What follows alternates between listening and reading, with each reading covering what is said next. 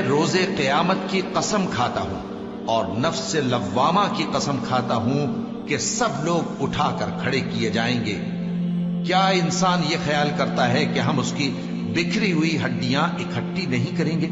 ضرور کریں گے، اور ہم اس بات پر قادر ہیں کہ اس کی پور پور درست کر دیں۔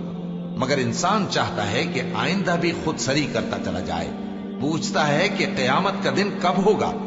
سو جب آنکھیں چندھیا جائیں اور چاند گہنا جائے اور سورج اور چاند جمع کر دیے جائیں، اس دن انسان کہے گا کہ کہاں ہے بھاگنے کی جگہ؟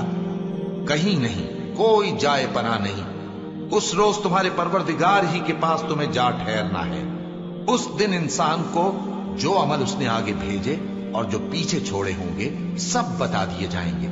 بلکہ انسان آپ اپنا گواہ ہے، اگرچہ عذر و معذرت کرتا رہے۔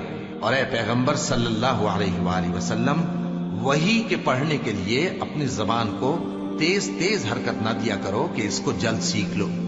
اس کا جمع کرنا اور پڑھانا ہمارے ذمے ہے۔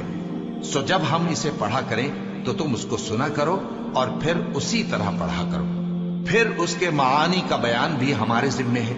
مگر لوگو، تم دنیا کو دوست رکھتے ہو اور آخرت کو چھوڑے دیتے ہو۔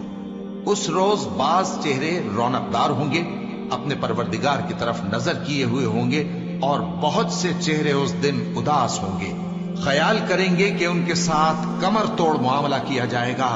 ہاں، جب جان گلے تک پہنچ جائے اور لوگ کہنے لگیں اس وقت کون جھاڑ پھونک کرنے والا ہے، اور اس جاں بلب نے سمجھا کہ اب جدائی کا وقت ہے اور پنڈلی سے پنڈلی لپٹ جائے، اس دن تجھ کو اپنے پروردگار کی طرف کھینچے چلے چلنا ہے۔ پھر ایسے مغرور نے نہ تو پیغمبر صلی اللہ علیہ وآلہ وسلم کو سچا جانا اور نہ نماز پڑھی، لیکن جھٹلایا اور منہ پھیر لیا، پھر اپنے گھر والوں کے پاس اکڑتا ہوا چل دیا۔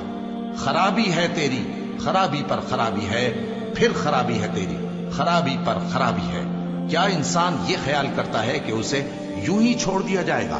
کیا وہ منی کا جو ٹپکائی جاتی ہے ایک قطرہ نہ تھا، پھر لوتھڑا ہوا، پھر اللہ نے اس کو بنایا، سو اس کے اعضاء کو درست کیا، پھر اس کی دو قسمیں بنائی، مرد اور عورت۔ کیا اس کو اس بات پر قدرت نہیں کہ مردوں کو زندہ کر دے؟